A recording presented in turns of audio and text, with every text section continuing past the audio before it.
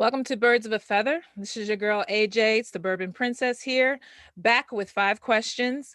We are in a new month. It is December. Thank God. Last month of 2020. And who to end the month with better than one of my favorite people who has been part of a lot of festivities that one of my earlier guests that you've seen on this 5 question show, Jenny. She's another performer, but tonight I'm going to see the woman behind the burlesque. Please welcome my favorite, beautiful, wonderful, insanely gorgeous Jessy. Thank you, Jessy. Wow, thank you. Hi. There's so much more I want to know, but I don't have that much time. And I know you as a mama to a beautiful boy. Mhm. Um, and the many pictures I've seen on Instagram, I'm just like, oh my God, I hate COVID because I just want to just bite on his cheeks. It's a cute little boy. I have a baby thing, doesn't mean I want him. It's just I like him and then I want to give him back. But I've always wanted to ask you in general, especially with 2020. I think a lot of the 5 questions always involve the basics. How are you getting through? How Mm. would you define 2020 if you had a chance to even put it together in one word? I'll say. How would you say 2020 is? I know you probably got 20,000 words, but That's a lot of that's work. going to be the first question. What one word comes to mind? Ugh. Um, what one word comes to? Oh man, see, this is hard because I want to just like Yeah. talk and talk and talk. That's how I Uh, feel it'd be challenging, but you're smart, so I know you can do this. uh I want to say, Oops. um, like opposites. Oh, okay. It's been a lot of opposites, a lot of the good and a lot of the bad at the same time. That's Um, cool. I like that. yeah. Do I answer Now, straight I or we just leave it there? I know that's what I was gonna say. I was gonna ask you more, but then I'm like, I like that. Okay, so I will definitely ask if you are a sports fan, only because my podcast was called Birds of a Feather. And it is about now more about one-on-ones at this point. But I do still love football. Did you ever have a love of football or any sports of any kind growing up or now? The answer is no. I wish I could say something else, but no. It's okay. I've never been on a sports team ever in my life. I was Wow. the kid in gym class who didn't get picked. Oh, you weren't a Yeah, dodgeball person. I was not a dodgeball person. No. And was this last year? I filmed a commercial with this football player who they flew in to do it, and people were asking me who it was, and I was like, oh, it's this guy, and they were like, oh my god, it's blood, and I was like, eh. Oh no. Now you know I want to ask you who it is, but you probably don't remember, do you? He was a panther, He was a Panther. Okay. really tall, hot. I want to say linebacker. Does that sound right? Did he have blue eyes and dark hair? Yes. Luke. Yes, Luke. Yes, Luke Kuechly. Yes, he's retired now. He had to retire because he had an injury. Oh my God, he is gorgeous. He's enormous too. Yeah, he's like a mini Clark Kent type. Oh my Yeah. God. So what He's did you, okay, so you do act. So that's another thing, Birds of a Feather. Jessy is an actress, something I aspired to be as a child too. So I've seen your pictures when you do theater. So check Jessy out on her Instagram. I'm sure I'll let her plug toward the end. But anyway, go ahead. Actress life. What were you doing it for? This was a Head and Shoulders commercial, Oh, not for TV, but for like media, social media only. okay. When you're going on YouTube and it makes you watch an ad, Yes. that sort of thing, or like on Shut up. Instagram they do the sponsored, those sorts of things. And it was Uh, just a Head and Shoulders thing. So I was a reporter and I was in the locker room and I was interviewing him after a game, and the camera guy had flakes and had itchy scalp, and so his camera kept moving around and we kept being like, "Yo, dude, what?" And that's basically the commercial. Shut up. Can you find it anywhere? Like it's still running or is it something you can look up It might possibly? be. No, every once in a while people tell me they see it, so I think it's still around. I can pull Okay. it. I can send it at some point. I don't know where it is. Yes, after we're done, I'm doing a Google search, seriously, no lie. Okay. Um has there been now because I'm a social media head, especially in Twitter because it's so instant and quick, quirky. Um have you heard any phrases? You know how some people say by the end of the year, please get rid of this phrase? Is there a phrase you heard that this year too much that you're like, oh God, please shut up with that? That you Ooh. were like, please be dead, stay in 2020, don't bring it in the new year? I'm Because I keep thinking of like two already that annoy me to no end. not sure. I can think of ones that I used to have that reaction to that I feel like people aren't really saying now. Okay. What's that? Like, this is everything. How can everything be everything? What that shit? But now people aren't saying it because everybody's sad. That's true. And or you know what it was? I heard the one that Posh Spice, Victoria Beckham would always say is this is major. This is Mm, major. I wonder if that's equivalent to everything, but she used it in that kind of context. Um, right. well, you know, like certain things like 2020 now at this point is a wash. That's why I said thank God it's December, because I feel like most of this year wasn't even really lived, obviously, because of the pandemic, quote unquote quarantine, if you were actually in a quarantine. Um, what is the one thing you definitely hope to do more in 2021? Because I don't think obviously physically things with the pandemic are going to change right away. But if there's anything, do you feel like you want to do more? Do you want to improve on? Um, things that you know that you can do in your control that you would like to do in 2021 that you couldn't do this year. Um, yes. So I do think that at some point it will be different. 2021, we will be able to hug and be out and about. Mm-hmm. Probably like halfway through the year. Mm-hmm. I'm gearing myself up for that. But Yes. this year has been a lot of. So my son is very young, and I had restarted working, and I was getting back into shows and all that stuff, and then COVID happened. Right. I found myself at home a lot more with him. I've been taking voice lessons again. I've been taking acting classes online. I've been doing all these things that actually help to keep me sane. Uh, Yes. Online workouts. Like I'm trying my best to stay Yes. keep myself like I don't know, ready to go. Mm-hmm. But I haven't really produced a lot of things for the public. I haven't really, I feel like I'm still like in the workshopping phase of things. And I Gotcha. want 2021 to be more of whatever the product, I don't even want to call it that, but like whatever is visible for the outside world, I'm Mm-hmm. creating things that are in that are for that, Right. whatever capacity they are. If it's like Right. stuff, if it's online video things, if it's I don't know, but I want to definitely do more of that. Like take the work that I've been doing, Mm-hmm. uh, and use it. Well, theater, I know for sure is probably one of those up in the air entities right now.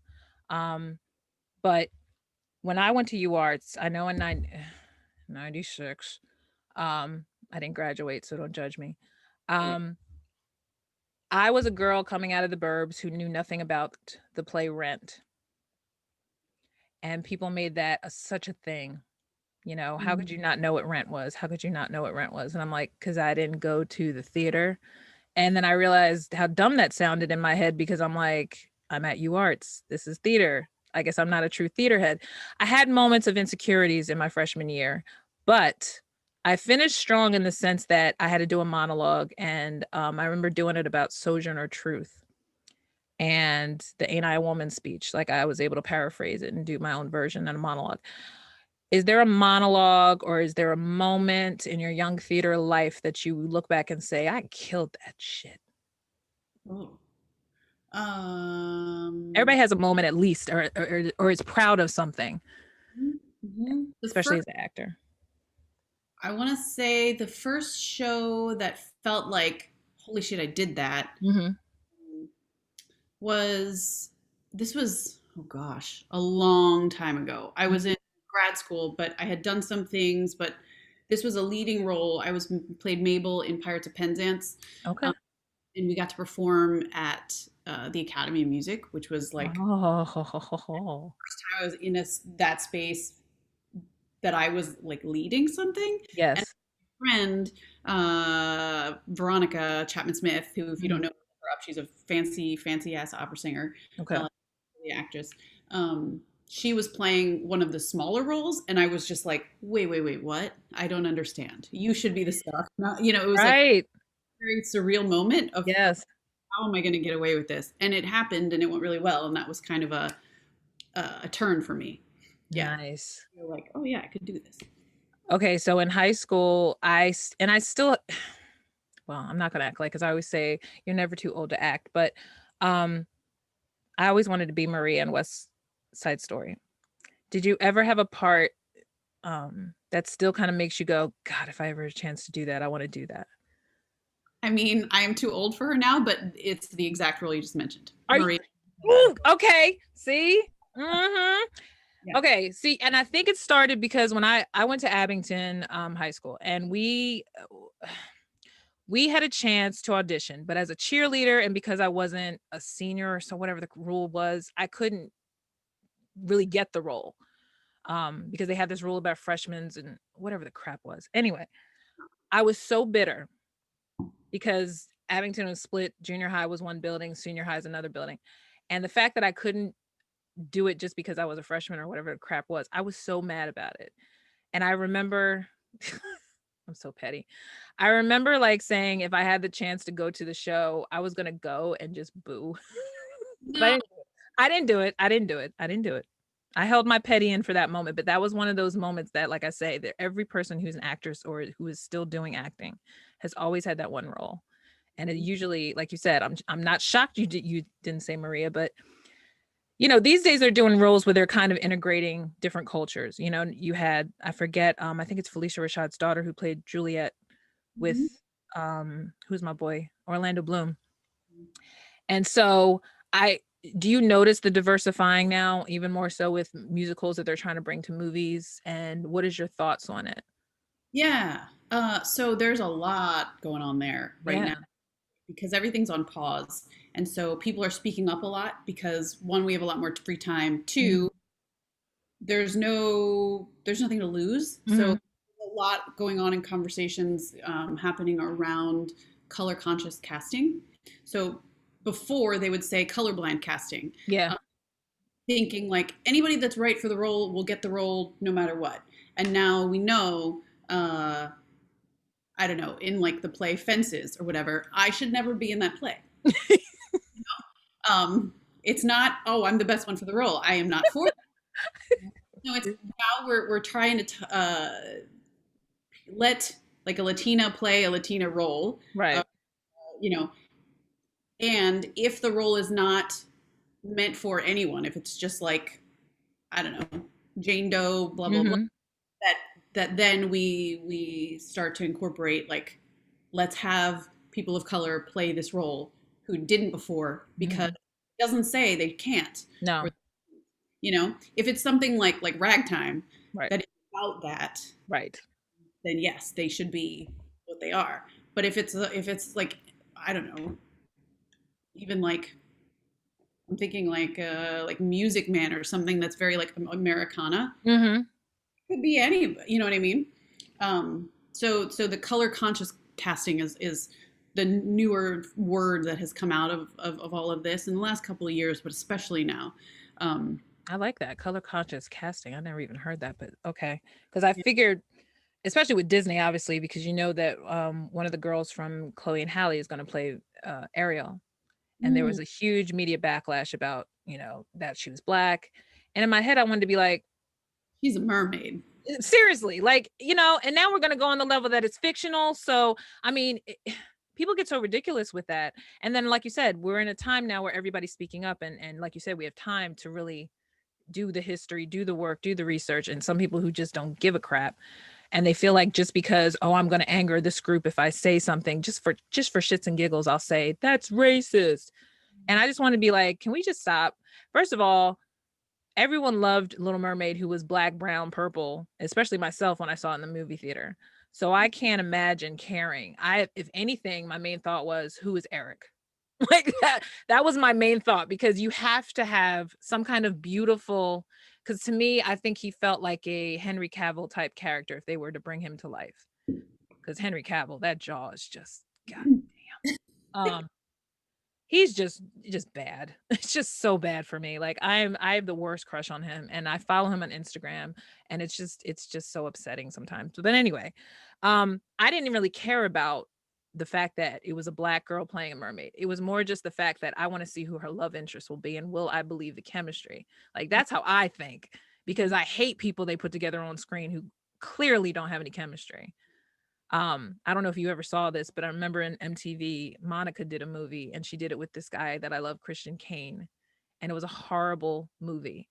And I said she had no chemistry. I almost questioned whether or not she had ever acted with a person who was not black to be her love interest, because I could tell that there was this weird resistance. Mm. Does that annoy you as an actor, seeing people who don't have chemistry and they're supposed to do love scenes? Like, to me, it irks me. And I know I'm not a working actor, but it's like there's something in my consciousness that goes, now what made you think that these people will work together when they clearly have no chemistry? You Yeah. know, is Yeah. that ever a painful have you ever been in that situation, should I ask, where you've had no chemistry with a co-star? Yes. A long time ago, I was with a guy who he is super gay, and I've like made out with plenty of gay guys on stage. Mm-hmm. Right. Um, this guy just had really weird breath, and I like every time, and I was like, That's the um, killer. and he just didn't. We just didn't like. You make it work. You try your best. Yeah. You know. Um, Mm. yeah. So it's I don't know. It's different. But I've had great chemistry with certain people. Ooh. Sometimes it starts out like here, and then by the end of the run or by the end of rehearsal, you're like, oh.